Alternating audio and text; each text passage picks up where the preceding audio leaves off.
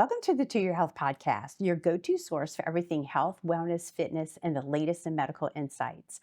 I'm your host, Rhonda Alfred, and I'm joined today by two board certified neurologists, Dr. Tiffany Eady and Dr. Tyler Simons. Both are neurologists at Terrebonne General Neurology Care. We're joined now by Dr. Tiffany Eady. Welcome to the show, Dr. Eady. Thank you so much for having me, Rhonda.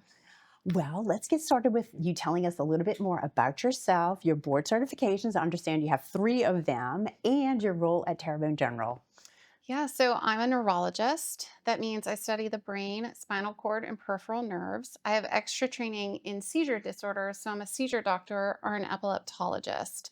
In order to be an epileptologist, you need to not only go through residency in neurology, but you get extra training to treat people with seizure disorders. In addition, I am able to read EEG, which means we can put EEGs on patients and I can read brain waves.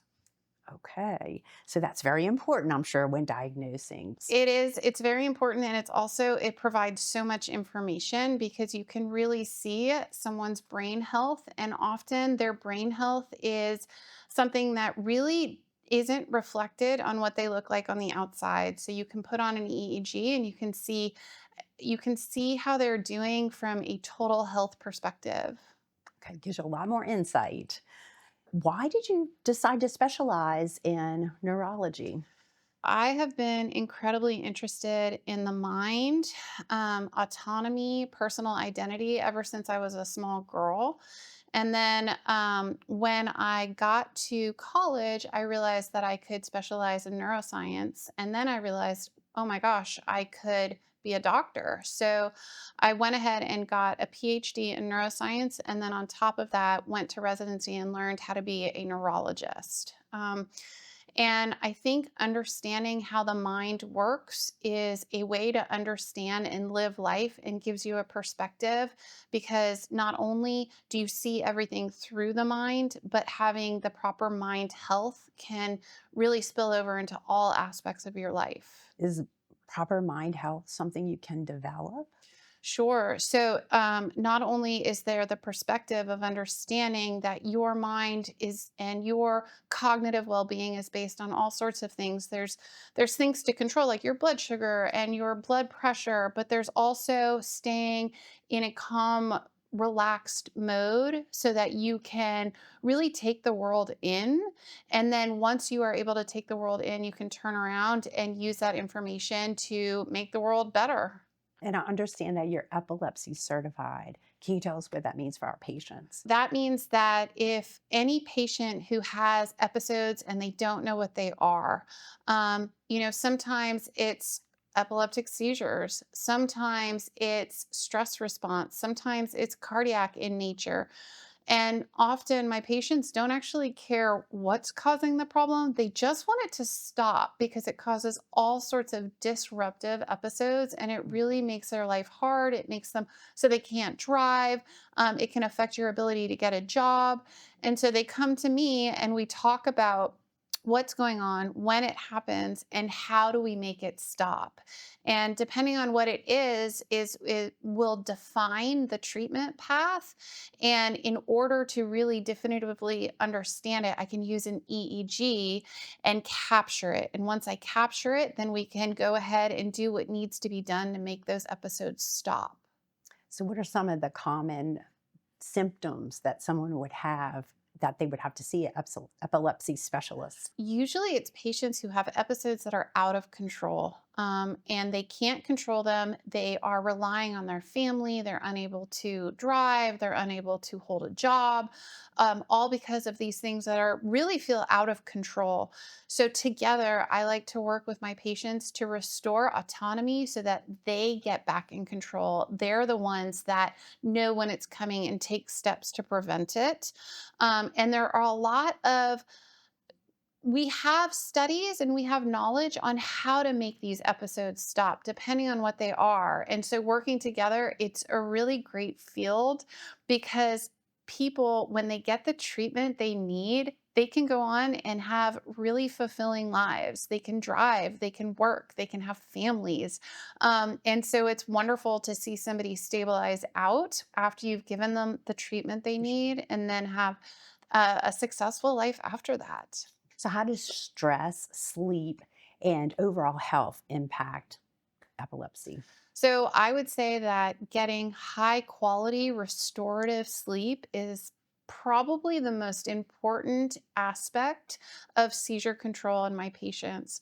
People don't realize that 10% of people have had a seizure sometime in their life. If you think about that, imagine being in a big auditorium. 10% of those people have had a seizure, 1 to 2% have epilepsy. The thing about seizures is that for the vast majority of time, your brain is not seizing and it has its own mechanisms to prevent seizure. And one of the best ways to boost the brain's ability to prevent seizure is to give it the sleep it needs. We live in a culture where we have a lot to do and we often sacrifice sleep at the cost of mood and health and relationships and seizure control. So, one of the things that I'm often encouraging is pick a bedtime, stick with it, let your body sleep, let your mind rest. And that, in and of itself, will provide seizure control even without my medications. Well, that is some great advice. Well, thank you so much for joining us today, providing this helpful information, and we certainly welcome you aboard. Oh, it's wonderful to be here. I'm so thankful to get this opportunity. I'm now joined by Dr. Tyler Simons from Terrebonne General Neurology Care. Welcome to the show, Dr. Simons. Thank you so much for having me. Well, let's get started with you telling us a little bit more about yourself, your board certifications and specializations, and your role at Terrebonne General. Yeah, definitely. So my name is Dr. Tyler Simons. I am born and raised from Louisiana. I grew up in Metairie. And for most of my education, I stayed here in New Orleans. And so went to college at Tulane University, studied neuroscience, and then went to LSU downtown for med school. And over the last 5 years, I've been kind of traveling. Went to Miami for residency, and then went to Houston to subspecialize in vascular neurology. And so now I'm a board certified neurologist, and specifically I have a clinical focus in vascular neurology, and that's kind of like where my heart is. And what brought you to Terrebonne General? I always wanted to come back home. You know, it's funny, you speak to people here in Homa, and they're like, oh, Metairie is far away, but come back to Louisiana to take care of my community.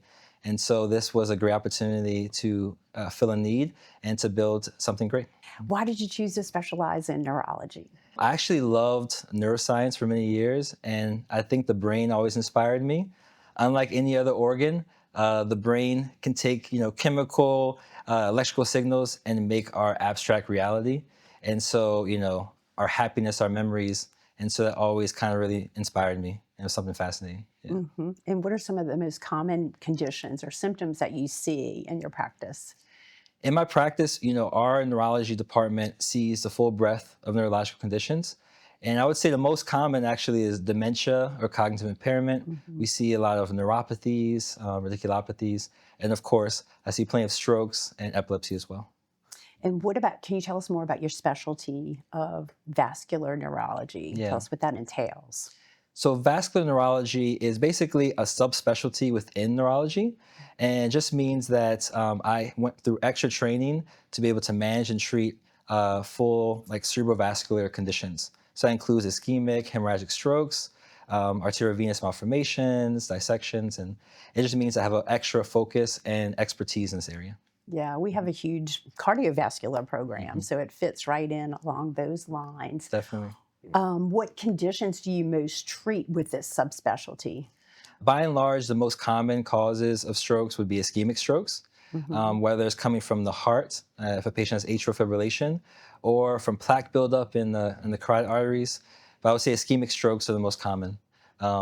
They say about every 40 seconds, someone has a stroke in the United States. So Those are some alarming statistics. yeah. What causes this? It's a combination of lifestyle. Of course, there's some genetic factors as well, but lifestyle and just like aging over time, you can have a lot of these issues. How does vascular health affect your overall health? Vascular health really just protects your blood vessels. And although, I like to focus on the ones in the brain, they go everywhere. And so the same control of blood pressure and cholesterol and your sugar levels, that will protect not only the blood vessels in your brain, but also in your heart to prevent things like a heart attack, the ones that lead to your kidneys, to keep your kidneys healthy long term. And Mhm. so really it just helps your overall health.